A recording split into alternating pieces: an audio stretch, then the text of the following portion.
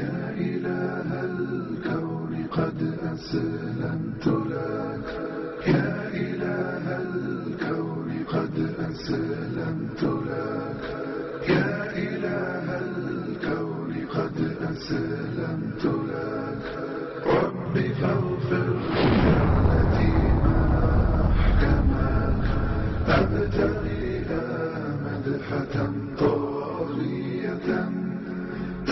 We want to go back to the Quran and the Sunnah. Because you enjoin what is right and you forbid what is wrong. And from Nabi Muhammad alayhi salam, I'm talking about that. Makaru makar Allah wallahu khairul makirin. They plan and plot, Allah too plans. Allah is the best of planners. C'est à partir de ces versets coraniques que l'on peut se faire une idée tout à fait claire.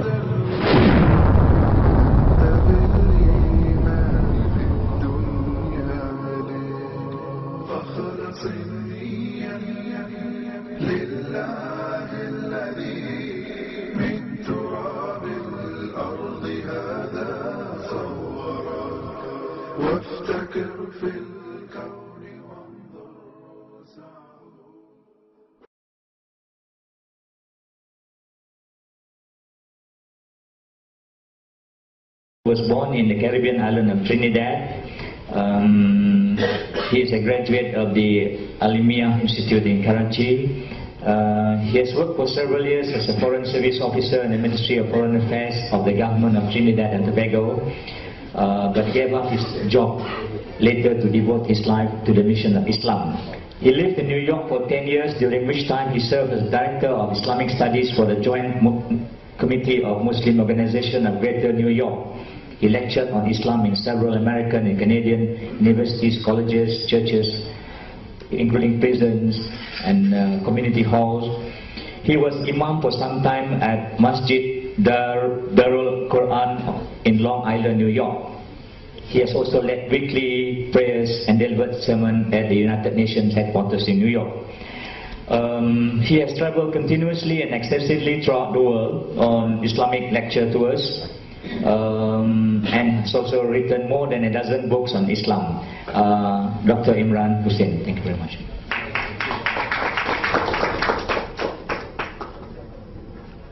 نحمده ونصلي على رسوله الكريم بسم الله الرحمن الرحيم.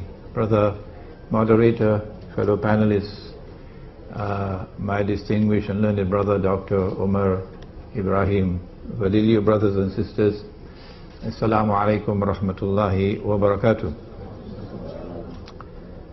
I was a doctoral student at the Graduate Institute of International Studies in Geneva. I didn't know how much Zionism there was in that institute. And I finally left without defending a thesis that I knew I could never defend in the Zionist Institute. So thank you for conferring the doctorate on me, but I don't have a PhD. Islam, the religion, which came from the Quran and from Nabi Muhammad alayhi salatu, I'm talking about that Islam, has zero tolerance for oppression. And the oppressor will begin to receive his reward for his oppression in the grave. Perhaps later on I can give you some description of what kind of punishment he can receive in the grave. The world today is one which is witnessing universal oppression, multidimensional oppression. And if one cannot recognize that, then buy a one-way ticket to the moon. The oppressor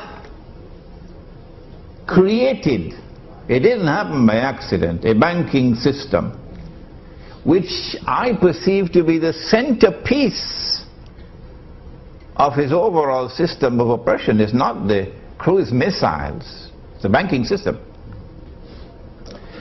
That oppressor is identified in the Quran, in Surah Al-Ma'idah, verse number 51. We can speak about that later.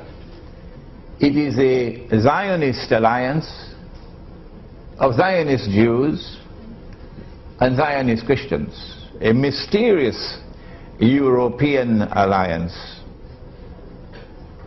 which is about to deliver to Israel, after a long struggle, the status of ruling state in the world. The Zionists want history to end with a Pax Judaica, which would replace the Pax Americana in which we now live, which itself replaced the Pax Britannica, which preceded it.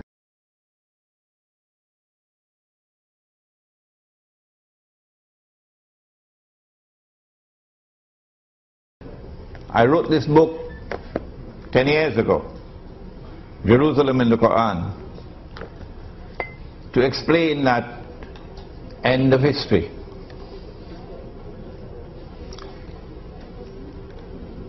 When Israel rules the world tomorrow,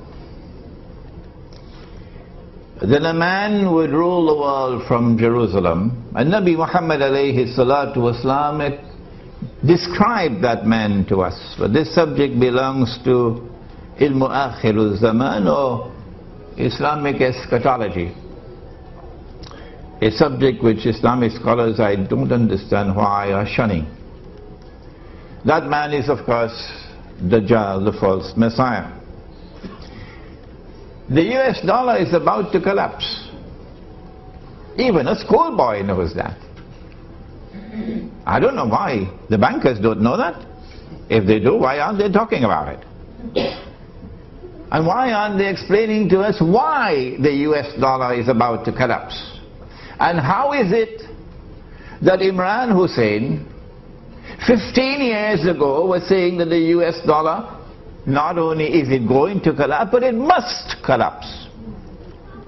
Is he a prophet? Does he have an angel talking to him? Excuse me for my frustration, but like my brother Omar, we have been voices crying in the wilderness for a long, long time now. Why must the US dollar collapse? And we said that when it collapses, it'll bring down the US economy, and that will facilitate the transfer of power to Israel. And we said that the present monetary system will then have to be replaced with a new monetary system. This is monetary economics. They don't teach it in the Darul Uloom. And yet we get fatwa on money by people who have never studied modern monetary economics.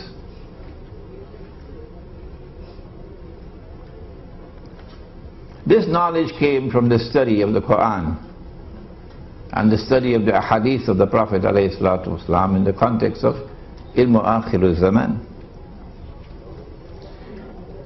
If the modern monetary system, which came out of Bretton Woods and which has come out of the international monetary system and the monetary fund, and the articles of agreement of that fund, which incidentally, and even Dr. Mahathir did not know it, prohibits what Allah made halal. Allah gave us the gold dinar and the silver dirham, which are in the Quran. But we live in an age today where some people have a less than a passing acquaintance with the Quran. The dinar is in the Quran. Did you know that? And the dirham is in the Quran. Did you know that? And the International Monetary Fund, the Articles of Agreement, prohibit the use of gold as money. Ask them why, they'll never tell you why. And yet we remain like people eating roti canai and going to sleep, and claiming to have scholarship. The money which is coming, I said 15 years ago is going to come, it's already here. When the US dollar collapses, it's going to bring down the whole world of paper money with it. And this bogus and fraudulent and utterly haram paper money, which of course we can defend anytime anyone wants to challenge us or not, is going to be replaced with electronic money, which will be more haram and more dangerous. I thought it's coming in the future, it's already here. But then imagine my surprise, based on my study of Islamic eschatology. 2 years ago I realized that the same people who have given us paper money in order to rip us off and to reduce Indonesia to abject poverty, so our daughters will now be maids all over the world, our daughters, and be paid the salary of dogs and cats. Our daughters. The same people who are now giving us electronic money in order to have a system where you have espionage to track down every single transaction and to be able to close an account whenever they want to, whenever it's convenient. The same people are going to bring back gold and silver tomorrow as money. I was surprised when I discovered that we're moving towards a tomorrow, maybe 20 years from now, when Israel is going to mint gold and silver. Oh, is going to mint gold and silver? My gosh, Imran, you are behind time. Israel is already minting gold and silver coins. Go to Singapore, you see them on display. I don't want to live to see that day when those who are today waging war on Islam on Israel's behalf are going to bring back gold and silver as money, while we remain ominously silent on this subject, apart from Umar and myself and a few others who have been crying in the wilderness for the last 15 years. So I pray to Allah to take me away from the world before that day comes, because the shame and the disgrace will be too much for me. Let them live who today will not raise a little finger. Not even a little finger will they raise and declare themselves Islamic banking. But they will never say that this paper money is bogus, it's fraudulent, it's haram. And they will never say, let us bring back the gold and silver coins. May Allah keep them alive for that day, so that they may face the shame and the disgrace of a people who have betrayed Allah and His Messenger. What is riba and how does it oppress? Are questions we could take up later. There are two forms of riba. One is, of course, lending money on interest. And when money is lent on interest, the rich will remain permanently rich forever and ever, and the poor will be imprisoned in permanent poverty forever and ever. Money will no longer circulate through the economy, and even a schoolboy can see that's today's economy. But there's another form of riba which can be identified in taking a piece of paper. And if you have not studied the Bretton Woods Accord, and you've not studied the International Monetary Fund and the history of monetary economics, please remain silent. You take a piece of paper and you print a picture on it and you put a number on it and you give to that picture, because you are God, a fictitious value. Because you are God Himself. You create money out of nothing. Well, wait until you reach the grave. Just wait until you reach the grave. That's a form of riba. Or you create something called a bank, take the word Islam out of it, because that's hijacking the name of Islam. And somebody has an account with $1,000 and he writes checks. He goes all around KL writing checks, because they know him, the shopkeepers accept the checks. But you have 1,000 in your account and you write out checks for 20,000? You should go to jail. That's fraudulent. Schoolboy will understand that. Is this fractional reserve banking? Can this be halal? If that is halal, you should buy a one-way ticket to the moon. And so, it is not Islam when you lend money on interest, And it is not Islam when you say goodbye to money with intrinsic value that Allah created, and you create money out of nothing. That can't be Islam. But as Umar was mentioning earlier, there's also something called riba through the back door. And let us speak briefly on that before we end. Can I buy on credit? Of course I can buy on credit. Nabi Muhammad alayhi salatu wasalam bought on credit. Can the shopkeeper raise his price because he's selling to me on credit? The cash price is 5 ringgits. I don't have the 5 ringgits. So the shopkeeper gives me time to pay. But because he's waiting for his money, the cash price now has to be changed to a credit price. So the credit price will now be 10 ringgits because he has to wait for his money.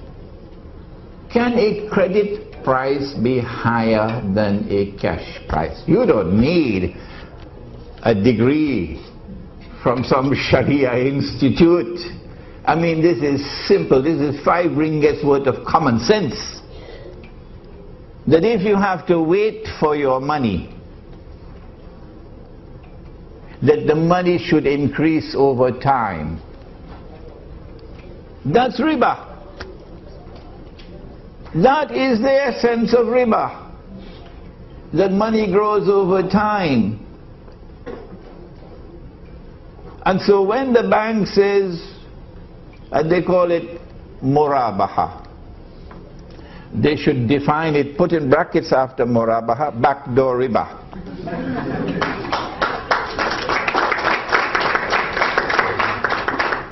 And these are our Muslim brothers and sisters, and we should warn them about the punishment. I hope somebody asks me about that question. What can be the punishment in the grave for this bogus betrayal of Islam? If credit price is higher than cash price, the difference between the two would be because of time. That money can increase over time, that's riba. And so Islamic banks should take the word Islam out of it, so long as they are practicing these bogus transactions. What is the solution? Allah gave it in the Quran. In the very last revelation, He says, وَأَحَلَّ اللَّهُ الْبَيْعَ وَحَرَّمَ الرِّبَى. The alternative to riba is business. Business. A business transaction is one which embraces risk. You can make a profit or you can suffer a loss. Once there is that risk in the transaction, it's not riba. And number two, don't wait until the enemy, who is now waging war on Islam and who gave us this monetary system that we're now using, don't wait until they return to dinar and dirham, to gold and silver, because the embarrassment will be too great. Let us return to the dinar and dirham now. It's not sufficient to mint it. No. More than that. When you see something which is munkar, you got to respond to it. And the response must be to change it. فَلْيُغَيِّرُهُ بِيَدِهِ. And minting the dinar and dirham to work alongside the munkar and say, you scratch my back, I scratch yours, is not the solution. We have to be more aggressive than that. Ours is the alternative. Yours must go. How do we do that? My suggestion has been, let us build a market in which we'll prohibit the bogus money. Let us build a market in which we'll return to the gold and silver dirham. And Allah does not sleep. And if we're doing the work that is pleasing to Allah, then Allah is the one who charts the course to victory. Thank you. Wassalamu alaikum wa rahmatullah. Thank you very much, Brother Imran Hosein, for most enlightening, such eye-opening remarks on banking.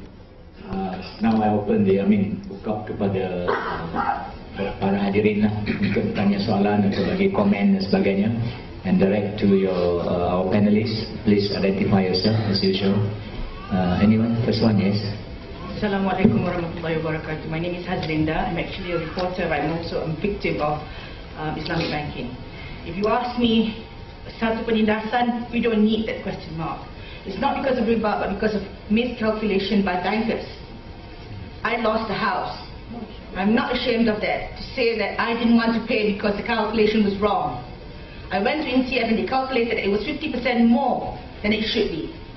NCF is also part of Bank Negara, but unfortunately Bank Negara just mediated the whole thing. PPIM was there. We were there with Maybank. I'm not ashamed to mention them as well. Maybank, Prakash Mukherjee, whoever you name them, they were there. They have been told about this problem for 8 years.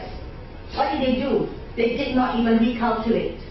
They were told that there was an extra of 150,000 to 250,000 on the loan given. We took a 375,000 ringgit loan to buy a house, and they charged us 793,000 to pay back within 19 years. I wouldn't mind paying if the calculation was right. It was based on 2 years of 6% and another 17 years of 8.25%. We challenged them to calculate. They failed to. What I'm trying to say here is, can CIMB or the university create an entity for people to go to ask if the calculation is right? We need a roof above our heads. We need a roof to actually sell off to send our children to further their education. Is that wrong? Now, when we brought this up, what the banks did was, they had a lawyer to take the matter to court. I'm sorry, I have to share this in English so that Tuan Imran and probably the others who are more conversant about this matter would be able to respond. And I'm sure that in Azia, you can also feel the whole matter. Now, when we went to UIA to consult another lecturer by the name of Professor Zakaria Man, he gave me the majalah. I went through the trouble to read about Bibita bin Najib. It was too difficult for me to mention that term when I first took the loan. BBA was easier, but it was nonsensical. I should have spelled it some other way and put an I at the end. So, when matters were brought to court, because we didn't want to pay and we wrote them thousands of letters to tell them it's wrong. Even the current CEO failed to look at it. Don't want to mention his name because I thought he's someone very respected. However, when it was miscalculated and we got NCF to tell our lawyers that we ought to fight this case, we were told that the current judge listening to such cases was from Bank Negara Malaysia, Rohana. We had even brought that matter to her when she was still in Bank Negara. What's the point if we keep circling the same circle? I would like to know, Tuan Imran, what is the punishment for these people? And I would be very happy, to lose the house today, but actually feel satisfied with the penance that they will face for their sins. They owe me a lot. They owe Islam a lot. They owe other people a lot. This is not the only case. We're not talking about extra payment. We're talking about wrong calculation. When I went to Bank Negara and I pretended to be an ordinary person at the counter, I told the staff, please calculate for me. She did. And it was excessive. But I can't win a case in court. Why? Because we have people from Bank Negara. For your information, the officer who I had complained the matter to was an ex-Maybank staff. What do you expect? There is hidden loyalty all the time. That is very wrong. You should not be loyal to something that is wrong, something that is evil, something that is Zionist in many ways. I've also taken some photographs this morning before coming here because I was very angry about what was happening. I've given to PPIM photographs of the house of a credit manager who actually handles repossessed cars. Look at the number of cars he has. He's got a 60 Corp, he's got a Range Rover, and they are all with WV number plates. He has just retired. I am still working and I can't afford that. Alright? So all this is because you have officers who do not know where the line stands. They buy cars for their friends and sell it off. He's got 4 cars. Look at the number plates, they are not ordinary cars. And he says to my sister who lives next door that these are cars given to him for being director on a company. That's bullshit, I'm sorry. No company gives such cars. I would love to be a director for that company. I'm sure even if I work for that company, I'll get a better car than what I'm driving today.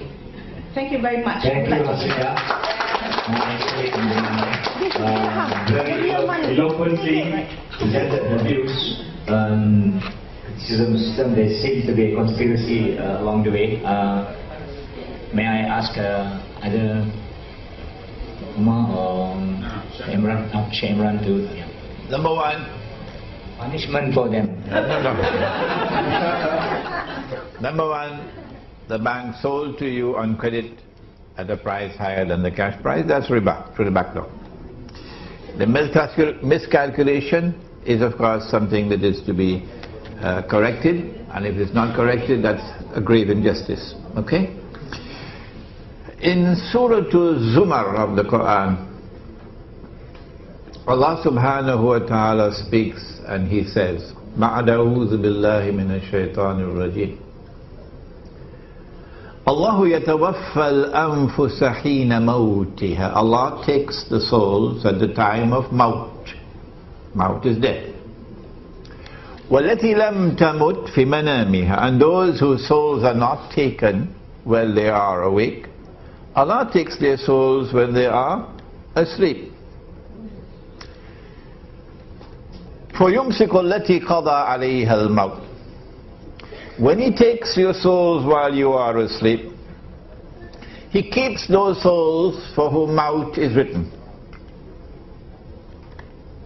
وَيُرْسِلُ الْأُخْرَى إِلَى أَجَلٍ مُسَمَّى. And the rest, He sends them back for a determined period of time. There is an ominous message in this verse of Surah which surah? Huh?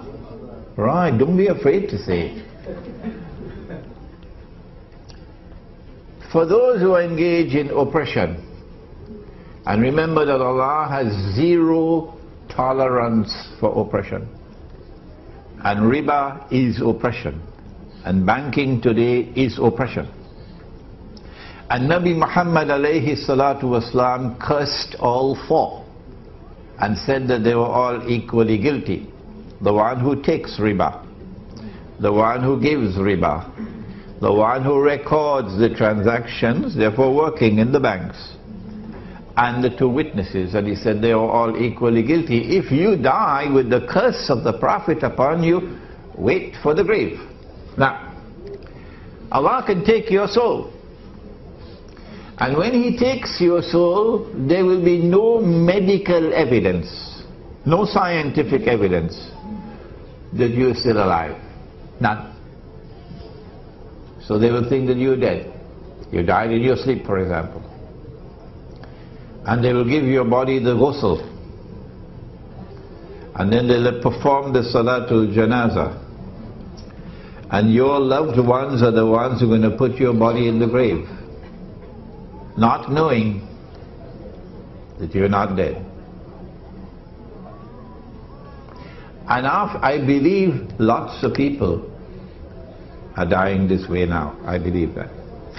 And when you have been buried, there is no light down there, none. When the last person has reached 40 steps away, then Allah can return the soul, as He did it last night for all of you who are here. So you will wake up from your sleep. But when you wake up from your sleep, you find no light in the room. So you call out to your wife, but you get no answer. You attempt to get up. You can't get up. There's no space to get up. So you begin to panic. You begin to feel. You say, but I didn't go to sleep in this clothing. I went to sleep in my sarong.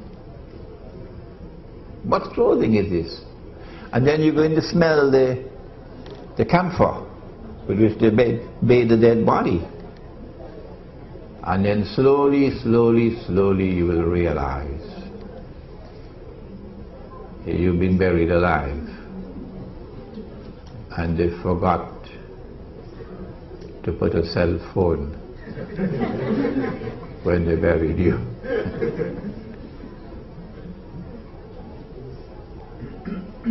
And then you're going to cry out, and cry out, and cry out. But there's no one to hear you. And you will urinate upon yourself, and you will defecate in yourself. And the insects are going to crawl over you, and you can't do anything about it. You can't call for your banker, you can't call for your chauffeur, you can't call for your Indonesian maid. She's always an Indonesian, incidentally. You can't call for any help. And Allah is now going to punish you with a punishment you richly deserve. Because you had a less than a passing acquaintance with the Quran. You had eyes you could not see. You had ears you could not hear. You had hearts you could not understand. It doesn't matter whether you are Christian or Jew or Hindu or Buddhist or Confucian or anything. The same God who created you is the same God who sent the Quran and sent Muhammad alayhi salatu wasalam. This is the punishment. My name is Anwar. I'd just like to ask in terms of Islamic banking and Islamic financing. We all know that riba is haram, period. Those who participate in haram activities are considered haram. There is no two way around it. I believe we have got, I don't know, maybe 70-80% of those who are involved in the financing and banking of Islamic in Malaysia are also Muslims. Number one question, why are they still working there? Number two question, okay, I thought that all of us Muslims understand we base Islam on Al-Quran and Sunnah. It has not changed, but from Rasulullah's time. Okay, I assume that all the Muslims in the banking sector understand and read the Al-Quran and the Sunnah. I also assume those in the government also understand what's in the Al-Quran and the Sunnah. Okay, we have seen a lot of Muslims, okay, being put down by this financing system. The so-called say the difference between conventional banking and Islamic banking. We all see, conventional banking you earn 10 ringgit, Islamic banking you earn 12 ringgit and you call it Islamic banking. What is this? Okay, I would like to ask the panel, especially from the banks, are we not Muslim who have got self-conscious? Do we not work for halal living? Thank you very much. Thank you. I have a question. Maybe you ask first, then the panel will answer. Bismillahirrahmanirrahim. Assalamualaikum warahmatullahi wabarakatuh. Saya Kemudian dari Lawang. Masalah saya bank muamalat. Tapi macam ganti cakap, dia bank dia. Tapi bank Islam, kalau bolehnya bank Islam semua sama.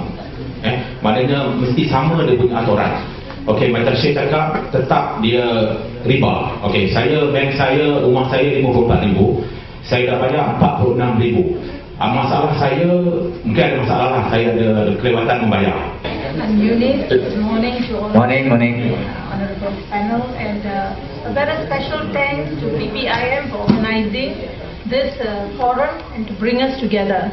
Okay, until today, as you see the voices here represent, we are asking so many questions. Let me put one question first. Alright, if bank is on the customer's side, we don't want injustices, we want justice for everyone. Why is the bank giving the bank terminals to all these fraudsters continuously to cheat the public? We are not able to answer this question, but we want the bank negara, conventional bank, all relevant banks to answer this question. Why is the bank terminal being given to all kind of fraudsters? Number two, what are the actions taken by these banks to overcome or to diminish or to lessen these problems, which is a burden to the public? to the bank users. We don't want a bank today. You just heard a few moments ago. We do not want a bank. It's just because our families are burdened, our people are burdened, and I wish this also goes to the Prime Minister's department and all people who are responsible for what we are here today, this Saturday morning, early morning.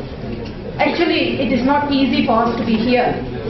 The second question I have to bring forward is, are there any special third-party debt collectors assigned by your bank to harass all these victims continuously till we don't have a peaceful life? I think here, the public here can tell you how many of us are harassed by the bank debt collectors daily, by bank lawyers, by all the different, thank you, by all these different threats that we receive daily in our lives. Are we Malaysians moving towards a progressive country, or are we going backwards? And the third thing I need to ask is, what is the solution given by this bank? We want an immediate solution given by all these banks, and especially Bank Negara, that what action will be taken against this fraudsters and how can we recover back our money? With this, I wish to thank all those who are participating, all those like Prof. Imran and our Professor Omar, and all these people who have been really giving a listening ear to the public. I think we will move towards a better country. I really hope the Prime Minister is here today so I can voice out. Thank you very much. I can assure you PPIM will raise this matter with Bank Negara. But PPIM will bring your funds, your grievances to Bank Negara's attention almost in the next few days. Thank you so much. Thank you. I think we can answer because it's not from Bank Negara. So, yes, any other question? We have another 20 minutes or 15 minutes left. I just have a short question to ask. I'm so sorry because I'm just in the middle of this event, so sorry. I just want to ask about the interest rate of the Islamic. Sebab saya perasan. There's no interest in something. Yeah, there is. They call it profit rate. But it still has the interest, right? It just bukan nama saja kepada profit. Okay. So that is one thing that you make us confused. Okay. So the second part is I want to ask, if let's say you're doing something like Islamic, so I can making let's say compare between the conventional rates and also the Islamic rate. The Islamic rate is a little bit, I don't know whether that is a little bit higher or it's actually higher rate compared than the conventional rate. Okay, but to me my point is here, due to this interest rate is high, but it's Islamic, by right as Islamic, the interest rate should not be higher than the conventional, because if it's higher than conventional, it's like a burden to us. Because we do it as Islam, we should help each other, right? So that is my point lah. But if you can answer it, my question, thank you very much.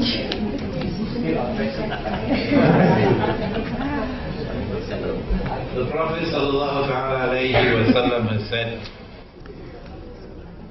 whether riba is big or it is small, it is still riba. Number one.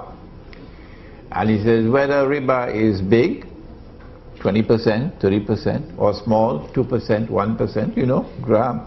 What's the name of that bank in Bangladesh? Nobel Prize? Grameen, yeah, Grameen, and they get a Nobel Prize for that. Whether riba is big or small, the result is still the same. It just takes more time. It ends up in destitution and poverty. So it doesn't matter whether it is bigger or smaller, it is still haram. Why does the money lender lend you on interest either through the front door, conventional, or through the back door, so-called Islamic? Why? Sometimes he does that in order to get you a pound of flesh. You know about the British Sheikh, don't you? Who wrote that excellent book on riba? Never heard about him? Shakespeare. That's right. What's the name of the book? Merchant of Venice, the best book on riba you can find. Shakespeare. Sometimes he lends you on interest for your pound of flesh, so that his gain would be your loss. وَأَكْلِهِمْ أَمْوَالَ النَّاسِ بِالْبَاطِلِ, says the Quran. But sometimes he lends you an interest for a more sinister objective. And for that you must read John Perkins. Take a note. Confessions of an Economic Hitman. He lends you on interest because he wants to enslave you. And so you no longer have freedom. You cannot do what you want to do because the slave master says, no, you're going to pay a price. You can't pay that price. So you have to vote as Malaysia voted. Remember when Malaysia voted in favor of the resolution? The Security Council resolution? For the use of force against Iraq, Saddam Hussein? Yeah. And all the Malaysian people, all were opposed. So Dr. Mahathir said we couldn't do otherwise. If we had not voted this way, they'll destroy our economy. Okay? And so don't complain about whether the rate of interest is higher or lower. It is still haram. And the result will be the same. It just takes more time. They want to impoverish you, reduce you to poverty, and that's why there are demonstrations in New York now. And here. And the American people are now surrounding Wall Street. This little booklet was written at the request of the Director General of the Prime Minister's Department of Economic Planning. Can't remember his name now. He attended a lecture of mine. He said, write this, but don't make it more than 50 pages. The gold dinar and the silver dirham. Islam and the future of money. And we're going to have it soon in Bahasa. This tells you in a nutshell the story of money and how they have used money to reach where they have reached today, where they have enslaved you. Now before I go to my question, the statement that I would like to make is that you're asking the wrong people for the solution. You're asking Ben Bernanke for the solution of the global economic problem. He is the one who's created it. So you're asking the bankers how to solve a problem. That's wrong. They create a problem, we can't ask them how to solve it. Correct? Okay, now the next thing is that yes, we can live without the banks because yeah, they've been around for the past 300-400 years. We've been living for many years before that. The solution is in the muamalah, get into real business, okay? And the solution is the Quran. One of it is that just pay them the principal and don't pay them the interest. That's what they need to do actually to solve the economic problem. Okay? My question straightforward to Sheikh Imran Hosein, what are the role of the ulama? It's so baffling. Why are they being so silent, number one? Or why are they knowing the fact that they are wrong, they still endorse it? And why is that we have to follow that particular group of ulamas who come out and say that yes, this is Islamic, that's Sharia compliant, who come from that particular part of the world? Because I find that there is two distinguished points. When there are ulamas who are not from that particular part of the world say something, it's not accepted because it is not from that school or not from that university or not from that organization. Why is that the ulama are so silent, number one, and why are they the ones who condone this? What are they? Don't they know these problems? And why is this happening, Sheikh Imran? Thank you. Assalamu alaikum. Hadith of the Prophet Muhammad alayhi salatu wasalam. Listen carefully. يُوشِكُ يَأْتِي عَلَى النَّاسِ الزَّمَانِ. It will not be long before that time will come upon you. Meaning آخر الزمان. لا يبقى من الإسلام إلا اسمه. When nothing will remain of Islam but the name. This is not Imran Hosein, This is Nabi Muhammad alayhi salatu wasalam speaking. So don't be angry with me. وَلَا يَبْقَى مِنَ الْقُرْآنِ إِلَّا رَسْمُ. And when nothing will remain of the Quran but the traces of the writing, mechanically recited, nobody following the Quran. Masajiduhum. I'm not doing musha'alam. Masajiduhum amiratun wa hiya kharabun min al-huda.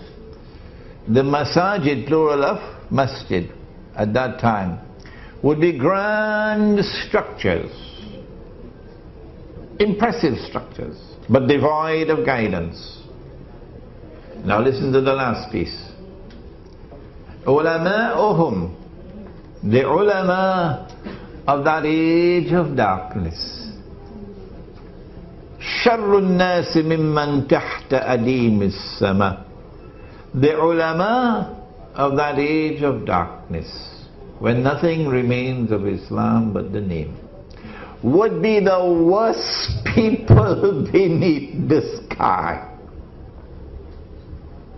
Said Nabi Muhammad alayhi salatu wasalam. Min indihim takhrujul fitna wa fihim ta'ud. They would be the centers of corruption, corrupting the people. So this is an ominous warning to us concerning the quality and the status of ulama in the age of fitan. I have reached the state of frustration now. So as a result of this, I am now saying, if you differ with me when I say that this paper money is bogus and fraudulent and haram, if you differ with me when I say that this so-called Islamic banking has backdoor riba in it, well, fine, let the people choose. And if they are blind, they'll choose blindly and they'll pay the price for it. Because the people must have the choice to make.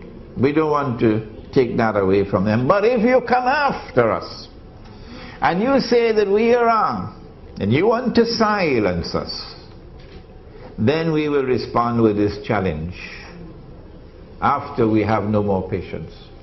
We'll say, come, you and I, and let us raise our hands and pray to the one who always listens, and ask him to curse and to punish with eternal punishment whosoever is wrong on this issue. Come, that's our challenge to you. Assalamualaikum. Okey, nama saya Fahima. Saya ada akaun bank Hosein Bank ni. Hosein Bank? Ya. Sekarang jadi CNB ya? Ya. Saya memang menyimpan duit sekali je. Lepas tu saya tak tahu bila masa dia combine. Sebab saya ni memang lawan yang bodoh kan. Duit saya duit 1 minggu kat sini dalam bank ni. 1 minggu punya kerja tahu walaupun 100 tu 1 minggu punya gaji kerja saya. Okey. Saya tak tahu bila dia combine. Lepas tu bila saya datang, saya tanya mana Hosein Bank tu dah jadi CIMB. Saya datang dekat sana. Dia kata, close account. Dia cop je. Cop saja. Saya tanya mana duit saya. Dia kata dah cari saya tak jumpa. Itu je jawapan dia. Saya tak tahu mana duit saya CIMB pegang ni. Walaupun 100 ringgit saya nak duit saya.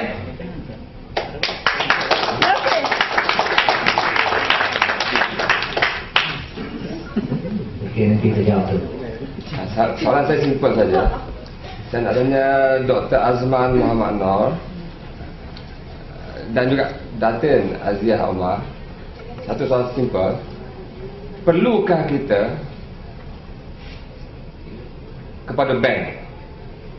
Dan boleh tak kita sebagai orang Islam hidup tanpa bank? Can we live without the bank? That's the question. Do we need bank in Islam? Now, at this time. Kalau long time kita boleh build up punya dina semua, now. Yes. Maknanya orang macam saya tak boleh gerak lah kan? Yes, now. You need now. Asal silakan. Think kalau tak, boleh? Ada soalan? Kenalkan diri. Assalamualaikum. Nama saya Hamidun, ahli PPIM juga dan mangsa pada bank. Tapi kerana Tuan datang dari antarabangsa, saya harap Tuan juga bergerak untuk mewujudkan permahkamah syariah di antarabangsa, supaya harta-harta umat Islam walau di mana saja berada dan tidak berpuas hati dengan mahkamah biasa ni, boleh kita lagi tuntut di dalam syariah. Kat situ barulah harta kita dapat diselamatkan, dan wang-wang batu mal itu boleh digunakan di dalam saluran mempertahankan hak umat Islam.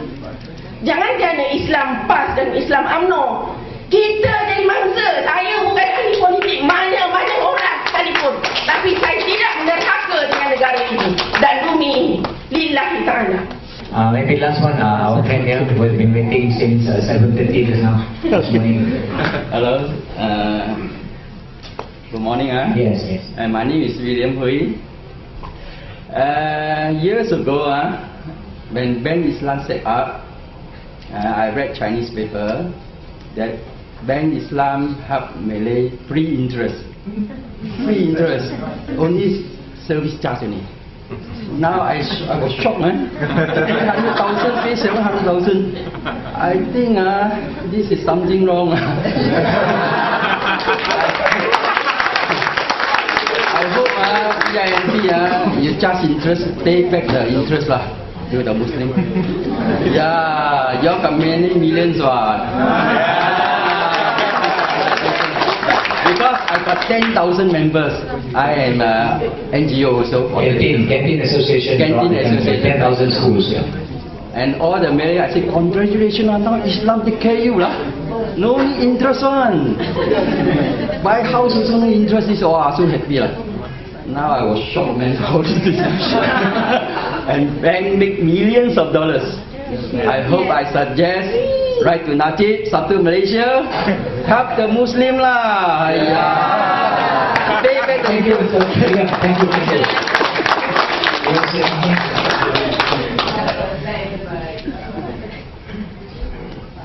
I just want to say something about what identify yourself. My name is Alawiyah Abdurrahman. Dr. Azman mentioned just now about the bank being created between Rasul SAW and Sayyidatina Khadijah when they established the Kirat, when Rasul SAW went to was the agent of Siti Khadijah. Now a lot of ulama use that as the justification of them allowing the bank. No, shaitan. Anyway, this is not right. It is a clear-cut kirat between Rasul SAW and Khadijah. So the banks now are not doing that. They are establishing the bank under the law of fractional reserve banking, using names of instead of riba, other names like commission or fee or whatever. By any other name. So we have to stop the shaitan from using this noble blessed transaction of Rasul SAW and Sayyidatina Khadijah as not the bank that they see today. So that is just inspiration. Okay, I think that's last one, it's very last one. Thank you very much for your comment. Very good example and a very accurate practice which was done by the Prophet himself. He was the Mudari for Khadijah. I was mentioning another example actually for another contract, which is a contract of loan which was done by Zubair bin Awam. You are correct. Sometimes there are, as I mentioned, there are of course loopholes, there are weaknesses, in implementing. So even because of the complaints from the public now, I was informed that there is suggestions to move away. They may come up with something else, instead of Mudarabah, because the thing is not so transparent. They have the reserve, profit equalization reserve. The amount they distribute actually is not the real. The real performance does not reflect the real performance, the real profit obtained gained by the Mudari. So sometimes the bank has to top up. So this is fictional, I agree. okay, as Professor Omar mentioned. So they are trying to move away. But for the time being, as I mentioned to you, some of them, they were given permission on the interim basis, okay, for temporal basis. So they are going to review from time to time. And of course, in this case, we have to raise complaints, okay, and arguments, okay, so that to make sure that they are not far away. They shouldn't only call it Islamic, but must be Islamic. Another issue is about pricing, whether it is ethical or not ethical. Okay, of course, this is another issue which is also very, very important. Of course, you can charge expensive price, but okay, from ethical value, akhlaq, okay, in Islam, you have to take also into consideration, okay, the right of others, and also, okay, the help, the need, because you have to give assistance and, okay, help to others. If you are oppressing them by charging them very expensive price, not only, I mean, in everything, okay, you sell to them, this is unethical actually. That's why in the West now they are promoting ethical banking. But ethical banking does not mean Islamic banking, okay? So what happened now, to me, yes, this is also very important. Then the bankers have to take, the Islamic bankers have to take into consideration, okay, where, okay, their pricing should be ethical. Okay, the pricing, and they should be transparent. Okay, the price must be known, the way they calculate must be known, and there shouldn't be any oppressions, or there shouldn't be any fictitious or anything which is hidden, any fancy transactions behind the whole transaction. Wallahu a'lam. Terima kasih Tuan Azman, terima kasih, thank you very much Syekh Imran Hussein dan Datin Azian Umar, dan terima kasih kepada tuan-tuan dan puan-puan sekalian. Saya berjanji apa juga hujah ataupun masalah yang diberikan ini akan dihantar. We will send a memorandum to the Prime Minister at the end of the day on the 3-day session here, and we will try to meet the Prime Minister himself, especially on the points of housing dan sebagainya dan Islamic banking. So I think on that note, saya dengan sukacitanya menyiarkan forum ini ditutuplah. Terima kasih ya kepada semua. Terima kasih.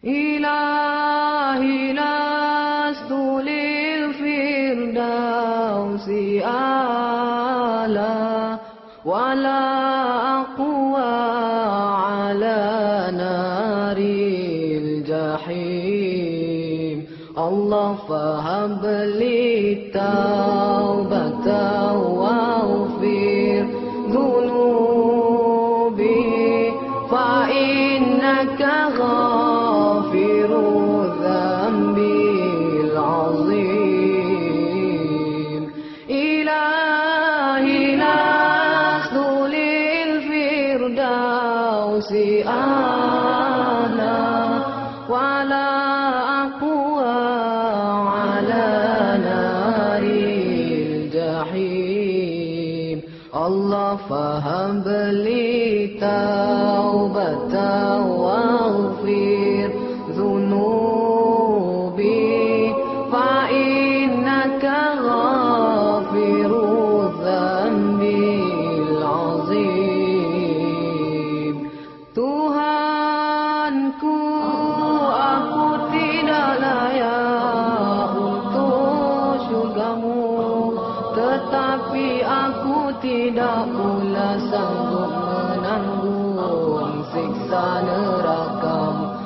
dari itu kurniakanlah ampunan kepadaku, ampunkanlah dosaku. Sesungguhnya Engkaulah pengampun dosa-dosa besar. Tuhanku, aku tidak layak untuk syurgamu, tetapi aku tidak pula sanggup menanggung siksa nerakamu. Dari itu kurniakanlah ampunan kepadaku, ampunkanlah dosaku.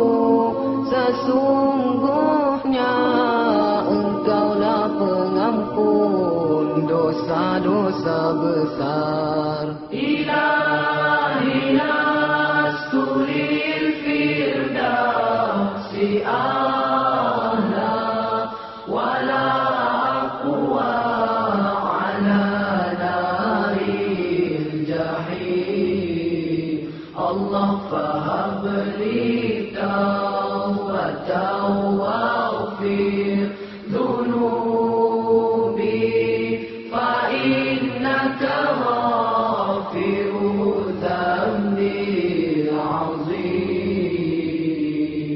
Ilahi lastu lil firdausi a'la wala aqwa ala naril jahim. Allah fahabli